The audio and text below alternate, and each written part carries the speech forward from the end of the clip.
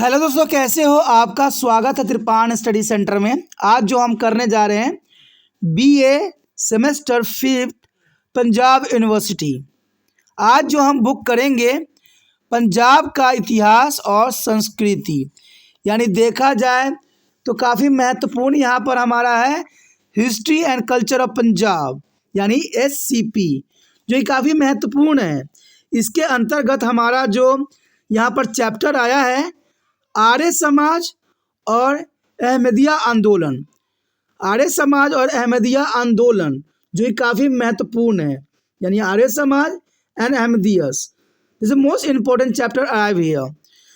लेकिन chapter start करने से पहले आपको जो मैं एक बात हमेशा कहता हूँ, जिसको आपको सोचना भी चाहिए, विचार भी करना चाहिए और इवन अमल भी करना चाहिए, वो ये है कि जब भी वीडियो देखिए पूरा देखिए, क्योंकि अधूरा जानकारी सदैव खतरनाक होता है। साथ में एक इम्पोर्टेंट बात ये भी रहता है, अगर आप पहली बार वीडियो देख रहे हो तो लाइक शेयर सब्सक्राइब करना मत भूलना, क्योंकि दोस्तों लाइक कीजिएगा तो बनाने वाले का मनोबल बढ़ता है, सब्सक्राइब कीजिएगा तो इससे ये होता है कि जब भी मैं कोई वीडियो डालूंगा उसका नोटिफिकेशन आपको समय रहते मिल जाएगा। और देखिए शेयर का मतलब ये होता है कि आपके थ्रू ना जाने किन बच्चों को हेल्प मिल जाए, ये आप भी नहीं जानोगे, इसलिए जो है आप शेयर जरूर करो, ठीक है। व्हाट्सएप स्टेटस पे भी लगाओ। दोस्तों एनएसएस सेंटर जो कई मानने में बहुत से बच्चों के लिए हेल्पफुल है, चाहे वो 8th क्लास हो, 9th 10th 11th 12th हो, चाहे वो NIOS बोर्ड के बच्चे हों, ठीक है, चाहे BA MA के बच्चे हो, सभी क्लासों के लिए कुछ ना कुछ जो है त्रिपाण एनएसएस सेंटर में उपलब्ध है। तो इसलिए आपके लिए ज़रूरी है कि आप सब्सक्राइब करके इसको चैनल को जो है सेव कर लो,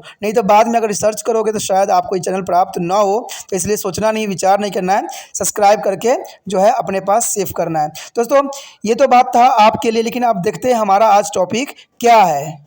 आगे जो हमारे समक्ष आया है धार्मिक क्षेत्र में आर्य समाज के कार्य, जो कि काफ़ी महत्वपूर्ण है।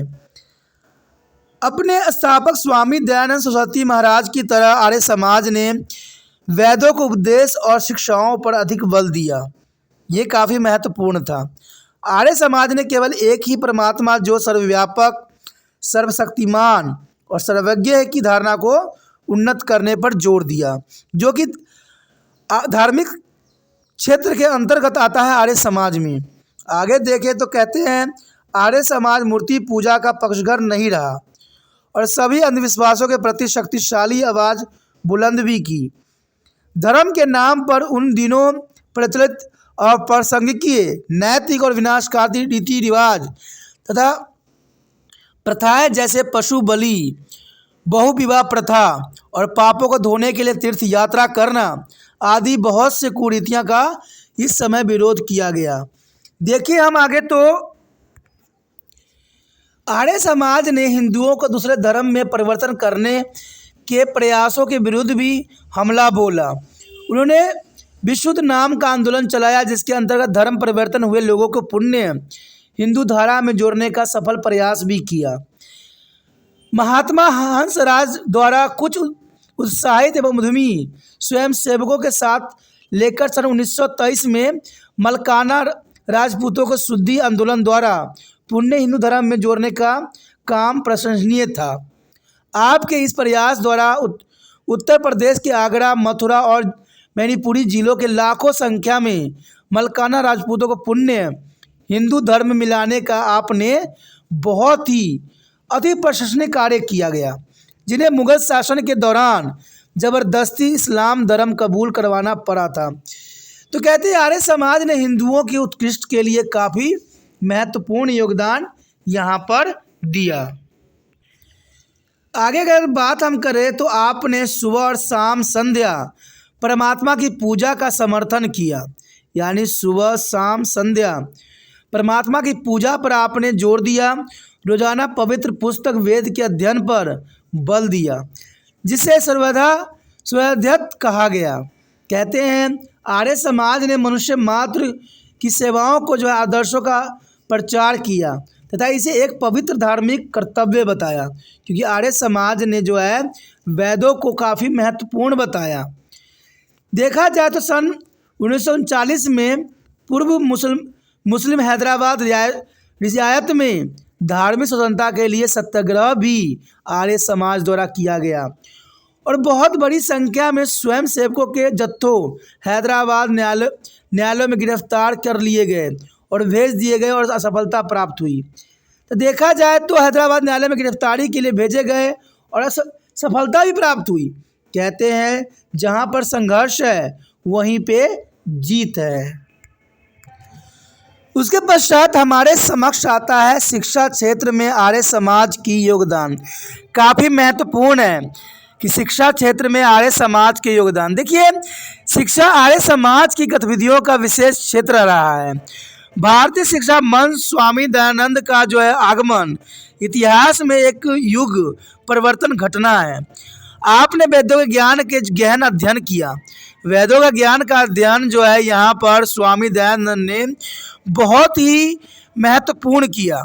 भारतीय अमूल्य संस्कृति निधि को समझा और शिक्षा की ताकत और महत्व को भी अनुभव किया। आपने यह तथ्य निकाला कि भारत की मुक्ति केवल जनता के शिक्षा करके ही हो सकती है। और ये बात काफ़ी महत्वपूर्ण है कि जनता में जब तक वास्तविक शिक्षा नहीं दी जाएगी, भारत कभी भी, कहते हैं, गुलामी की जंजीर से मुक्त नहीं हो सकता है। महर्षि द्वारा दर्शाए गए 10 सिद्धांतों में निरक्षरता और अज्ञानता को दूर करना, मानव के प्रति कर्तव्य, शिक्षा का प्रचार प्रसार केंद्र बिंदु थे। यानी देखा जाए तो आर्य समाज का मेन केंद्र बिंदु जो था शिक्षा का ही क्षेत्र था।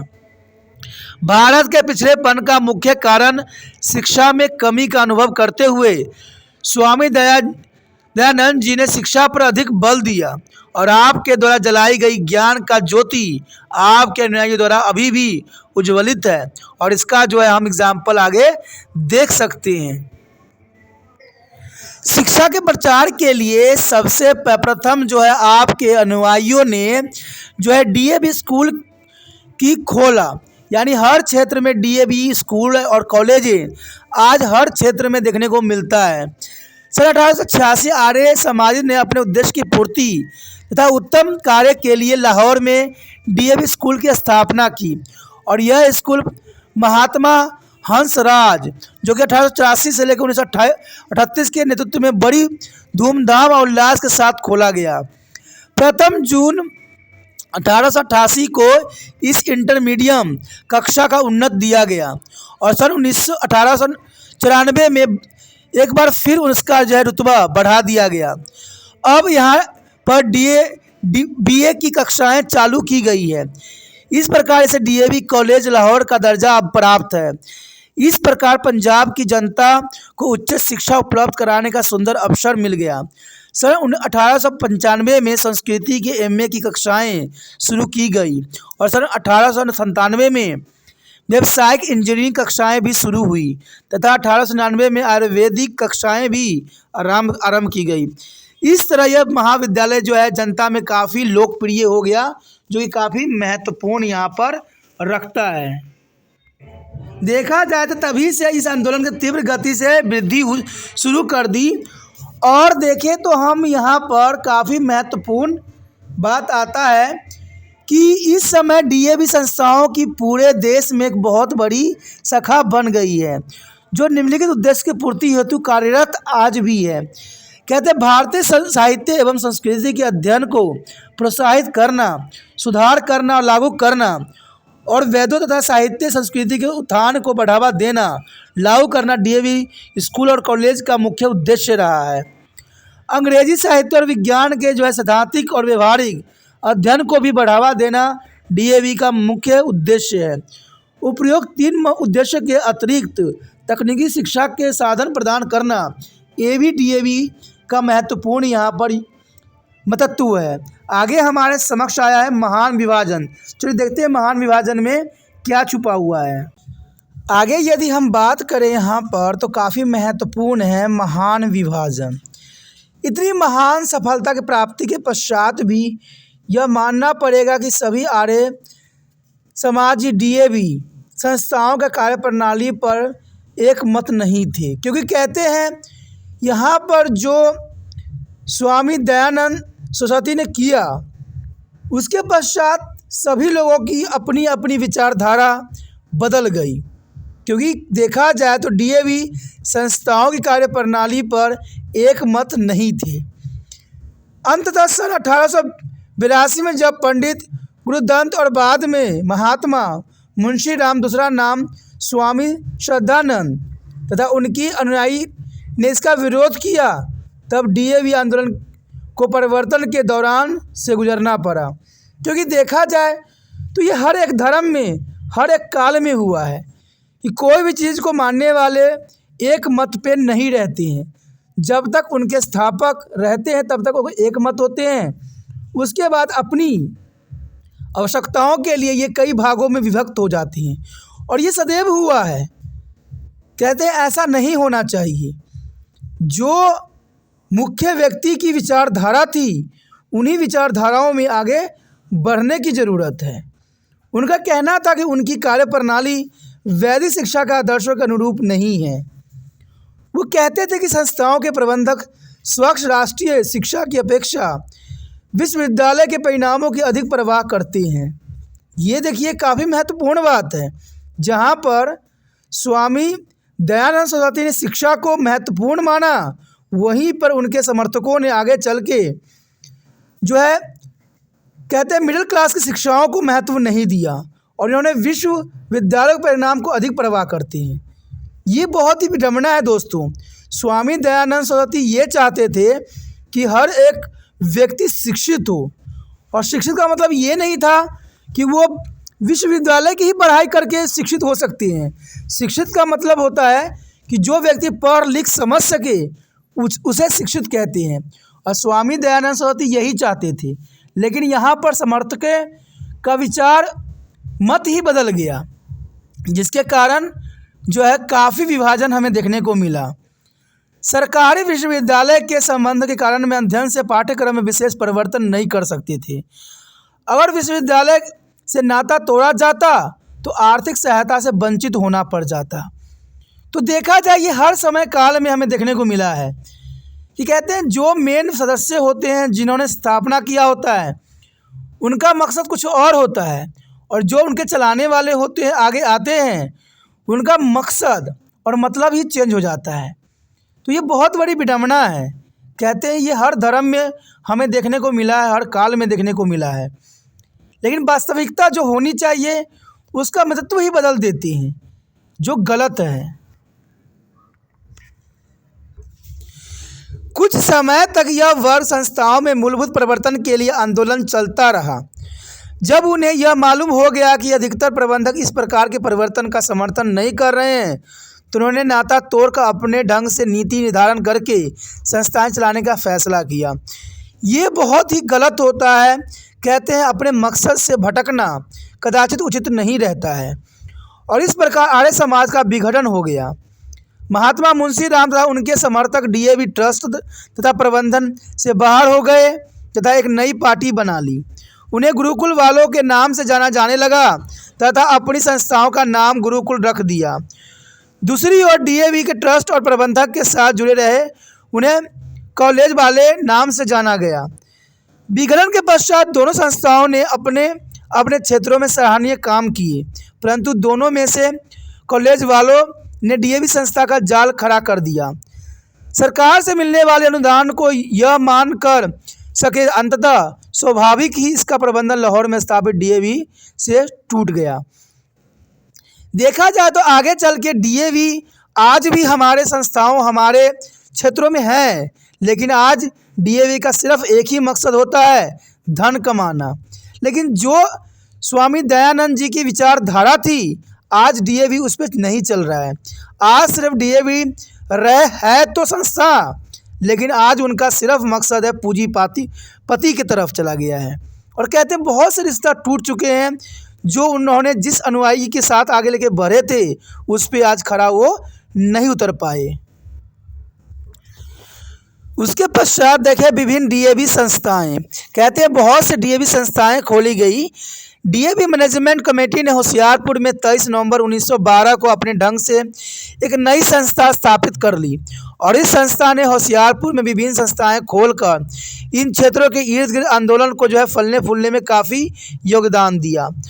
आर्य प्रतिनिधि सभा पंजाब तथा स्थानीय आर्य समाजी नेताओं ने भी दोआब क्षेत्रों में आर्य एवं डीएवी संस्थाएं खोल दी। कहते हैं सन 1921 में जालंधर में भी डीएवी कॉलेज की स्थापना की गई। इसे पंडित लेखपत राय ने उदार दृष्टि से दान दिया तथा पंडित मेहरचंद की निस्वार्थ सेवाओं के फलस्वरूप ये संस्थाएं खूब फले फूली। कहते हैं बहुत से लोगों ने महत्वपूर्ण यहाँ योगदान दिया, लेकिन जो मकसद दयानंद सरस्वती का था वो सफल न हो सका। देखा जाए तो जालंधर स्थित डीएवी के पश्चात प्रकरण में DAV college, Hansraj Mahavidyalaya, Dayanand model school, Sain Das SA high school, Ayurvedic college, Mehrchand polytechnic आदि संस्थाएं विद्यमान हैं, जो कि काफ़ी महत्वपूर्ण योगदान दे रहे हैं। स्कूल और कॉलेज के अतिरिक्त इनमें ट्रस्ट और साइंस कक्षाएं भी पढ़ाई जाती है और इन संस्थाओं के आयुर्वेदिक कॉलेज तथा आईटीआई स्कूल, तकनीकी शिक्षण संस्थाएं भी खोले गए हैं। इसके अतिरिक्त वैदिक धर्म के प्रचारकों के लिए प्रशिक्षण स्कूल, लालचंद अनुसंधान पुस्तकालय, भारतीय तकनीकी अनुसंधान एवं प्रकाशन विभाग आदि संस्थाएं भी खोले गए हैं डीएवी के नाम से। लेकिन कहते हैं अपनी मकसद से ये आज के आधुनिक युग में भटक रहे हैं, क्योंकि देखा जाए तो ये काफ़ी महत्वपूर्ण बात यहाँ आता है। आगे हमारे समक्ष है गुरुकुल प्रणाली। चलिए देखते हैं गुरुकुल प्रणाली में किन बातों की तरफ जो है महत्व डाला गया है। हमारे समक्ष जो आया है गुरुकुल प्रणाली। कहते हैं सन 1892 के विघटन के पश्चात स्वामी दयानंद के एक अन्य शिष्य स्वामी श्रद्धानंद ने आश्रम की प्राचीन प्रणाली के अनुसार हरिद्वार में कंगरा नामक गांव में गुरुकुल की स्थापना किया। ये काफ़ी महत्वपूर्ण था कि स्वामी दयानंद के जो शिष्य थे स्वामी श्रद्धानंद, उन्होंने हरिद्वार में कंगरा नाम के गांव में गुरुकुल की स्थापना की। इस संस्था में वैदिक संस्कृति के अध्ययन पर विशेष बल दिया गया तथा आधुनिक विज्ञान को भी पाठ्यक्रम में अंग बना दिया गया। आने वाला समय में इस आंदोलन ने भी तेज गति पकड़ ली तथा पूरे देश में गुरुकुल की लंबी श्रृंखला स्थापित हो गई। लड़कों तथा लड़कियों के लिए अलग अलग संस्थाएं खोले गए। आज़ादी से पूर्व सन 1947 तक पंजाब में 7 गुरुकुल स्थापित हो चुके हैं, जिनमें 6 लड़कों तथा 1 लड़कियों के लिए खोला गया। सन 1947 के पश्चात 9 नए गुरुकुल पंजाब में खोले गए, जिनमें हरियाणा प्रांत भी सम्मिलित हो चुकी है। आगे हमारे समक्ष है आर्य समाज के राजनीतिक क्षेत्र में कार्य। तो चलिए देखते हैं आर्य समाज का राजनीतिक क्षेत्र में क्या कार्य है।